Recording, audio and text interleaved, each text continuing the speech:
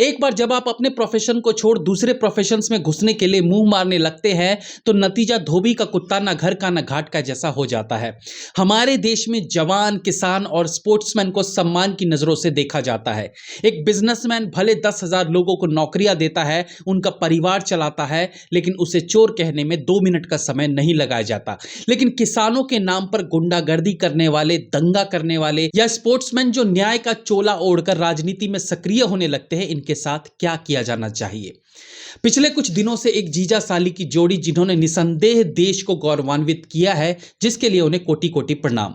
उन्होंने अब एक नया स्पोर्ट्स चुना है, वो है राजनीति का। ऑफ कोर्स इंसान महत्वाकांक्षी होता है, उसके अंदर और पैसा और नाम और शोहरत कमाने का कीड़ा रहता है, जिसके लिए 2 ही रास्ते होते हैं, या तो मेहनत करे और वो मुकाम हासिल करे जिसमें समय लगता है, और दूसरा तरीका है शॉर्टकट, जहां आप विक्टिम कार्ड खेलकर आगे बढ़ सकते हैं, लोगों की सिंपैथी बटोरकर आगे बढ़ सकते हैं, किसी का नुकसान करके आगे बढ़ सकते हैं। ऐसे अनेकों रास्ते हैं, डिपेंड करता है इसके लिए आप कौन सा रास्ता चुनते हैं। मेरा इशारा रेसलर बजरंग पुनिया और संगीता पोघट के जीजा साली संघर्ष समिति की ओर है, जिन्होंने पिछले कुछ समय से सड़कों पर डेरा डालकर एक खास मांग की पूर्ति के लिए आर रोना किया हुआ है। शुरुआती संघर्ष में इनका सबने साथ दिया, न्यूज चैनल्स, पब्लिक सिंपैथी भी मिली कि भाई देश का नाम रोशन करने वाले खिलाड़ी सड़क पर है तो वो गलत तो नहीं हो सकते। प्रॉब्लम यह है कि अरविंद केजरीवाल के राजनीति में आने के बाद अब दुनिया में कोई भी ऐसी घटना लगे कि भाई ये तो गलत हो ही नहीं सकता, पूरी तरह से गलत हो सकता है।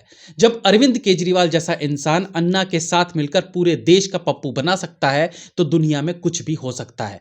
तो इन जीजा साली के संघर्षों पर जब धीरे धीरे क्लियर होना शुरू हुआ तो पता चला कि ये सब तो एक पॉलिटिक्स का हिस्सा है। इनके इस अनशन के पीछे पॉलिटिकल पार्टीज हैं, और जब ऐसी जगहों पर ठीक वही लोग धीरे धीरे सपोर्ट करने आने लगे जिन्होंने किसान आंदोलन के नाम पर लाल किले पर दंगा मचाया था, तो समझ लीजिए इन खिलाड़ियों का इस तरीके से धरना देना भी किसान आंदोलन 2.0 है। कुछ ओलंपियन पहलवान रविवार को सोनीपत से दिल्ली के जंतर मंतर पहुंचे थे और दोबारा से धरना प्रदर्शन शुरू कर दिया था। प्रदर्शन शुरू होने के बाद डीसीडब्ल्यू की अध्यक्षा स्वाति मालीवाल ने दिल्ली पुलिस को नोटिस जारी किया। विरोध प्रदर्शन करने वाले पहलवानों ने बताया कि लड़कियों के यौन उत्पीड़न के संबंध में ब्रजभूषण सिंह के खिलाफ पुलिस थाने में शिकायत दी, लेकिन अभी तक दर्ज नहीं की गई। पोक्सो का मामला होना चाहिए, हम 2.5 महीने से इंतजार कर रहे हैं। पहलवानों ने बताया कि सरकार ने उनके साथ धोखा किया, 1 महीने में कार्रवाई का भरोसा दिया था, लेकिन अब 3 महीने बाद भी जांच रिपोर्ट सार्वजनिक नहीं की गई है। हम कितना इंतजार करें। अब प्रॉब्लम यह है कि यौन उत्पीड़न को लेकर उनके किसी भी साथी खिलाड़ी ने गवाही नहीं दी है कि ऐसा कुछ हुआ है। इवन मैरी कॉम जैसे प्रतिष्ठित नामों ने भी इन सभी एलिगेशंस को गलत बताया है।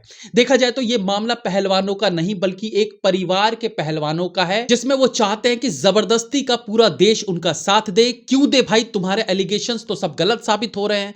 अब अगर पूरे मामले को देखें तो इसमें आम आदमी पार्टी सपोर्ट में उतरती है। बिहार में एक निठल्ला नेता है जो मौकों की तलाश में रहता है कि कब 4 आदमी उसका नाम ले। उसी तलाश में वो दिल्ली से जंतर मंतर पहुंचकर अपना राजनीतिक कार्यक्रम शुरू करने बैठ जाता है। पप्पू यादव नामक शख्स यहां आकर माइक पकड़ता है और योगी आदित्यनाथ पर निशाना कसते हुए बोलता है कि कैसे वो संसद में रोए थे। ऐसा आदमी गुंडों को क्या मट्टी में मिलाएगा। एक्चुअली पप्पू यादव जी टीवी तो देखते नहीं, अगर देखते तो उन्हें पता होता कि कितने बदमाशों को योगी आदित्यनाथ ऑलरेडी मट्टी में मिला चुके हैं।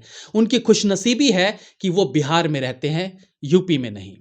खैर है, पप्पू यादव का इन खिलाड़ियों के धरने पर आकर योगी आदित्यनाथ के बारे में बोलना अपने आप में यह दर्शा देता है कि एक पॉलिटिकल धरना है, क्योंकि खिलाड़ियों के इस पूरे मामले में योगी जी का तो कोई लेना देना है ही नहीं।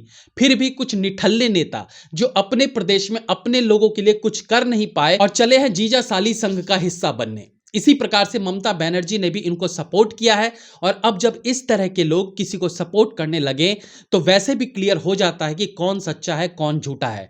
सबसे बड़ी पनौती, जब स्वरा भास्कर इस तरह के विवाद में घुस जाए तो समझो वो अपने अंदर एक जहरीला प्रोपेगेंडा बुन चुकी है। ये चीज हम किसान आंदोलन में पहले भी देख चुके हैं और सीएए के दौरान भी देख चुके हैं। यही वो सब हैं जो इनके सपोर्ट में उतरते हैं और फिर देश में एक और दंगा हो जाता है। ये धरना प्रदर्शन मात्र एक नया एजेंडा है सरकार को घेरने का। इन जीजा साली द्वारा लगाए सारे एलिगेशंस फेल हो गए हैं। इनकी मांगों को यदि मान लिया जाए तो ये बाकी सभी स्पोर्ट्समैन के लिए गलत होगा। मैरी कॉम की सदस्यता वाली टीम में इस शोषण की जांच हुई, कुछ नहीं निकला, ये फिर भी मानने को तैयार नहीं। इनके मुताबिक कमिटी बनाई जाए मान लिया गया। फिर कहते हैं कमेटी का निर्णय भी हमारे पक्ष में होना चाहिए। WFI के चुनाव को रद्द करो, ब्रिजभूषण को जेल भेजो।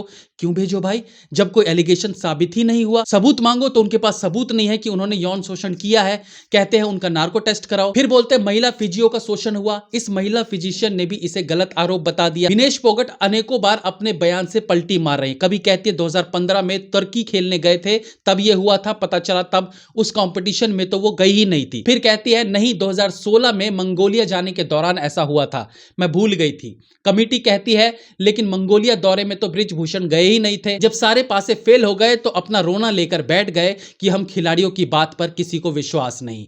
योगेश्वर दत्त से लेकर मैरी कॉम, डोला बनर्जी सबने यौन शोषण की बात को नकार दिया है, लेकिन ये मानने को तैयार नहीं। इनकी मांगों की गहराई को समझे तो इनके हिसाब से इनको प्रेसिडेंट जाट चाहिए, इनको MLA जाट चाहिए, इनको PM CM सब जाट चाहिए, इवन खिलाड़ी भी केवल जाट ही हो जो देश को रिप्रेजेंट करें। लेकिन ऐसा थोड़े होता है, तो बाकी के लोग क्या भजिया तलेंगे? इसमें कोई शक नहीं है कि जाट भाई बहनों ने देश के लिए बहुत कुछ किया है, लेकिन ये चंद खिलाड़ी जाट समाज को भी बदनाम करने का काम कर रहे हैं। खिलाड़ी तो खिलाड़ी है, वो किसी भी जाति का हो। इन स्पोर्ट्समैन को सरकार से लेकर आम जनता ने बहुत कुछ दिया है, लेकिन अब ये 2-4 खिलाड़ी मिलकर पॉलिटिकल छत्रछाया में उन सब उपलब्धियों पर पानी फेरने में लगे हैं जो इन्होंने अर्जित की थी, और इसमें अपनी रोटियां सेकने के लिए पप्पू यादव, अरविंद केजरीवाल और ममता बनर्जी जैसे लोग शामिल हो जाते हैं। जय हिंद, वंदे मातरम।